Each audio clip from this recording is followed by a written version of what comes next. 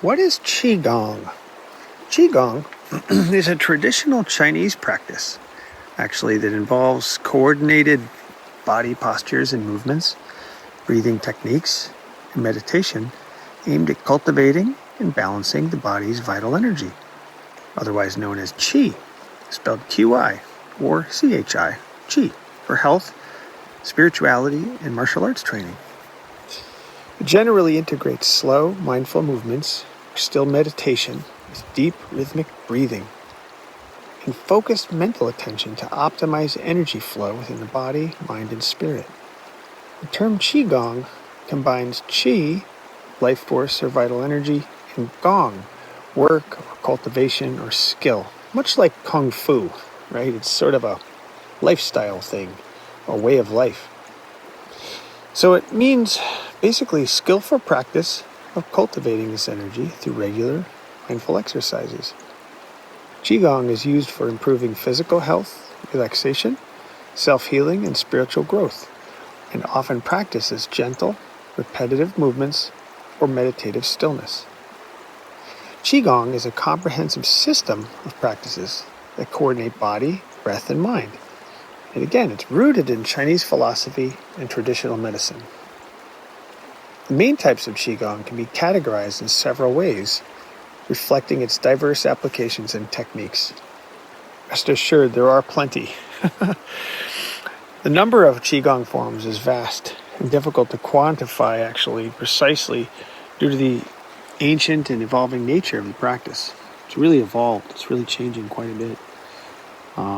There are actually hundreds of known styles and thousands of specific exercises, literally thousands. With some sources I've read citing over 10,000 or more different Qigong exercises in hundreds of distinct styles. So it's really hard to put your finger on the exact number. For one example, one compendium, one article I read actually, identifies 75 ancient forms from historical literature and about 56 common or contemporary forms that are used by most people. But this is considered far from exhaustive, as many new forms have been developed by all kinds of practitioners and teachers over time.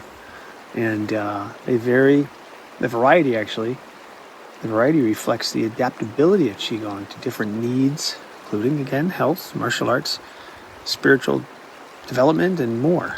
There's many, many uses. Some of them might include dynamic or active Qigong, sometimes called Dong Gong. It's a funny name, but it's a true name. So the dynamic active Qigong involves slow, flowing, and often choreographed movements coordinated with breath and mental focus. Examples of dynamic or active Qigong might include Tai Chi, Baguazhang, Five Animals Qigong, things like that. Another type would be meditative or passive Qigong, sometimes called Jingong. And that focuses, the meditative passive Qigong focuses on stillness and inner movement, emphasizing breath awareness, visualization, and things like mental cultivation of Qi. A lot of mental exercises with this. It's often practiced in seated or standing posture with minimal external movement. So that would be the meditative passive Qigong. There's also purpose-based categories like medical Qigong, which is very popular too, or sometimes called health Qigong. And that aims at healing, prevention, and health maintenance. It can also be self-practiced or involve a therapist who directs Qi for healing. And that's an external Qigong. It can be very popular, especially in other countries, specifically in China, really, and also in Japan, come to think of it. What else? There's also martial Qigong. It's another variety of Qigong, which enhances physical strength, flexibility, endurance, mostly for the martial arts. So try to think of a martial artist practicing martial Qigong.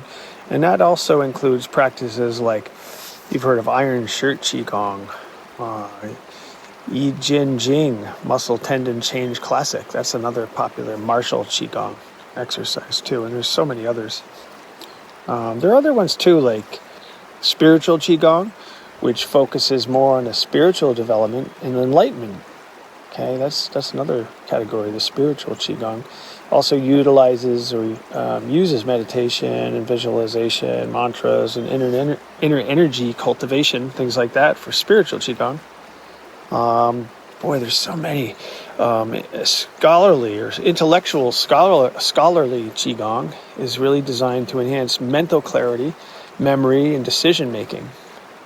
Often practiced by scholars and students. I mean, that's not as popular, but it exists. There's styles of longevity or vitality Qigong, which promotes longevity and vitality through very specific routines and energy management. Although Qigong as a whole does that, there are actually different sectors of Qigong which do include specific exercises around longevity. Then there's additional classifications that a lot of people may recognize in the Qigong world, which some of those would be internal Qigong. I think you pronounce it Neidan, Neadan, Neidan. I'm pretty good with my Chinese, but that's internal Qigong. It's mostly self-cultivation practices that focus on inner energy, often through meditation and visualization. Yeah, I can't even speak. Visualization. So that's internal, right? The inner energy.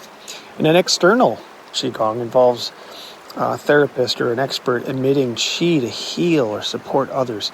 I've been around practitioners, and I've done a little bit of practice myself trying to help people feel the feel qi energy. There's ways to demonstrate that. There's a popular classification called elixir, external elixir, or I think it's called Waidan. And they use physical movement and concentration to generate and circulate qi. Okay, it's using your hands. So think of like acupuncturists, energy healers, that type of thing. So those are popular classifications for Qigong. There's so many popular forms and examples of Qigong. Many that I've learned over the years that I still like to teach would be things like Ba Duan Jin, and that would be a medical health Qigong. Although they all can kind of cross over with one another, but the Ba Duan Jin, or 8 pieces of brocade, I Jin Jing is a martial Qigong. You've got, of course, Tai Chi. Varieties of Tai Chi is more martial dynamic Qigong, as Qigong and Tai Chi sort of closely relate. What else do I do here? Shaolin Neijing, sometimes. That's a martial spiritual Qigong. 5 animals Qigong. Microcosmic orbit Qigong. It's more of a spiritual internal Qigong. But that's primarily many of the popular forms. And again, there's so many of these. So categories might be dynamic, meditative, martial, what else? Spiritual, hold on my hands here, intellectual, longevity. And again, just to kind of recap, Qigong, it's an ancient Chinese practice that integrates what? Breath, movement, and awareness for exercise, healing, and martial arts. Oh yeah, and its history stretches back certainly over 4,000 years, if not 5,000 years, but roughly 4,000 to 5,000 years, with its deepest roots in shamanic rituals, ancient meditative practices and things like that, and gymnastic exercises observed in Neolithic artifacts. A lot of museums that show a lot of ancient practices. There's an early form, I think it was called, again, Daoyin, which I think means guiding and pulling, and it involved animal-inspired movements and breathing techniques to promote health and longevity.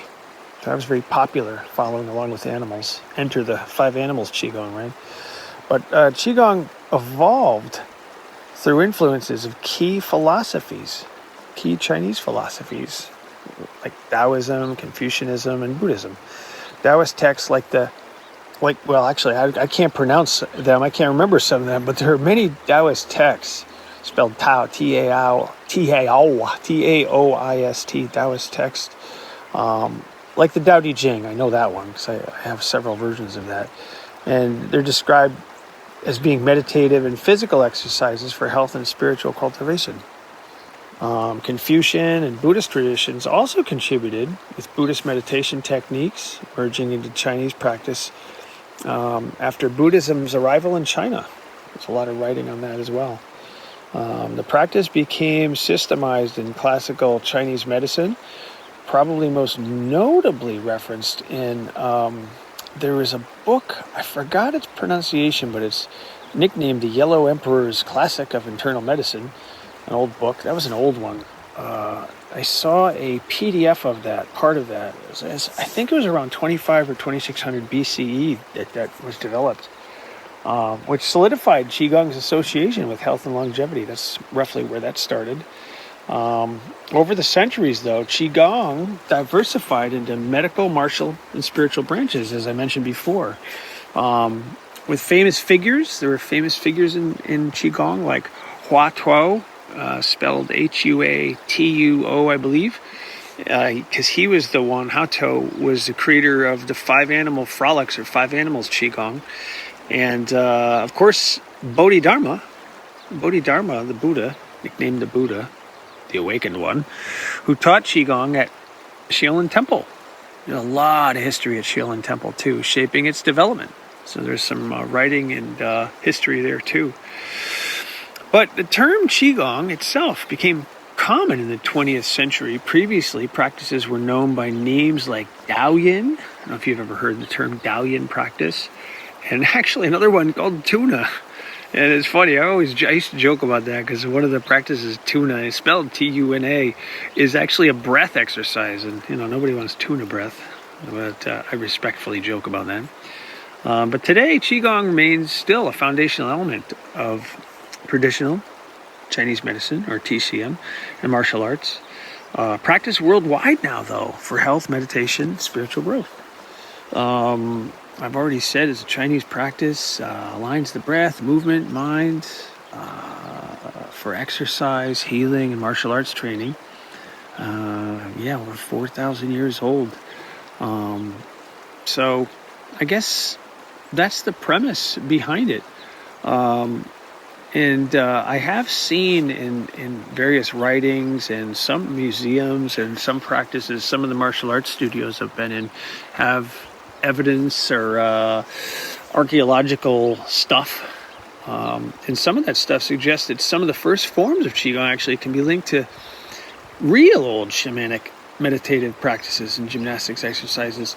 I said earlier, 4,000 to 5,000 years old, but I've seen reports of near like a 7,000-year-old Neolithic vessel or a pot that depicted a priest shaman in a meditative practice and gymnastics exercise that were very similar to Qigong. So there's some thinking that it's even older than 4,000 or 5,000 years old, up to 7,000 years old, perhaps. And what I've read was shamanic rituals and ideas eventually evolved and became more formalized into Taoist beliefs, which were incorporated into the field of traditional TCM, traditional Chinese medicine, for overall health and wellness. But like I said earlier, there's a great number of other and unclear origins of Qigong as well. It just goes on and on. There's lots and lots of history behind it. So that's some of the basics behind Qigong. What else can I say about it? I know back in the 80s, I first started to explore some of Qigong and Tai Chi. And I remember back then, in the 80s, there were more than 2,000 Qigong organizations, and between, I can't remember the exact number, but I'll give a wide range, and I know this for sure. This is in the 80s. Between 60 and 200 million practitioners across China alone, which is literally like 1/5 of the Chinese population. And some Chinese friends I've talked to say that way more than half the people are aware of or practice Qigong or Tai Chi in some capacity. And it's grown on for so long and so wide. What else? I could talk a little bit about that. The migration, travel, and exploration contributed to the spread of Qigong practice beyond the Chinese community, right? So Western societies, out in America anyway, they first encountered Qigong concepts through exposure to traditional Chinese medicine, as they traveled, Chinese philosophy, the Chinese martial arts. It really wasn't, though, until China opened up to the Western world with the visit of, who was it? Nixon, I think. Yeah, I think it was Nixon in around 1972, 1973 somewhere. And, the exchanges between China and the West, that Western society, we became aware of Qigong. And then the ideas of Qigong were quickly embraced by alternative therapists. You can imagine how it influenced us a great deal. And it just sort of took off and started to formulate more popularity, right? So I guess that's about it. I mean, it's important to remember Qi, pronounced Qi with C-H-E-E, Qi. Okay, so Qigong.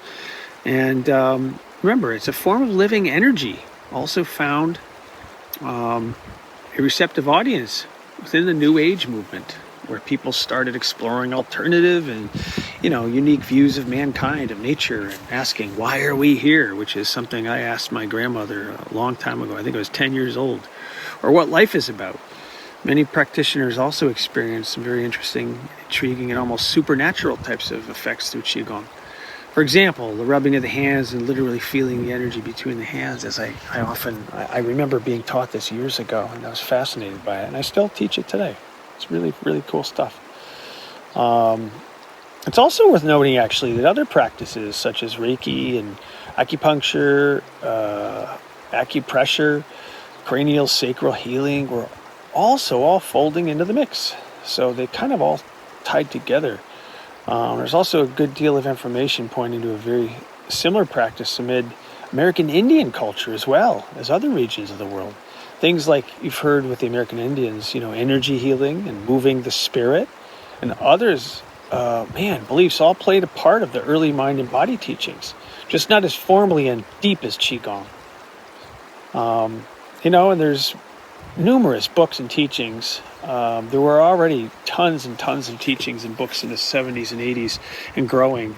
But I remember a long time ago seeing something on PBS. It was like a special series. I think it was called Healing in the Mind with Bill Moyers. You remember that guy in the 90s? He used to do specials about healing in the mind. And in that documentary, he provided an in-depth look at alternatives to Western medicine and introduced the audience to traditional Chinese medicine, acupuncture, as well as Qigong. I remember he mentioned that way back then. I was quite young when I saw that. But anyway, historically, the effects of Qigong, I think, has always been subjective. It ranges from feelings of calm, peace, as well as being able to cure chronic medical conditions. There's evidence that has happened, but it's controversial. But man, some remarkable claims have been made, right? So there's a lot to say about Qigong, but I just wanted to at least cover the basics and, answer the question to, what is Qigong? So hopefully some of that was helpful. I appreciate you listening in and encourage you to keep checking back, listening to the podcast, going to my YouTube channel, going to my website, toddszen.com, and see if you can find some basic Qigong and Tai Chi and other martial arts and Zen applications that I teach. I try to make it accessible for everybody. I try to make it easy for everybody to learn and experience this stuff. But thank you for listening in. And I really encourage you to keep exploring. If it's something that's interesting to you, give it a whirl. Give it a little bit of thought, a little bit of practice, and see if it's as life-changing for you as it was for me. My name's Todd, Zen and spiritual practitioner for well over 40 years. My goal is to share this journey with others and help others find the best version of themselves and live an extraordinary life. Please visit toddszen.com for more. Thank you.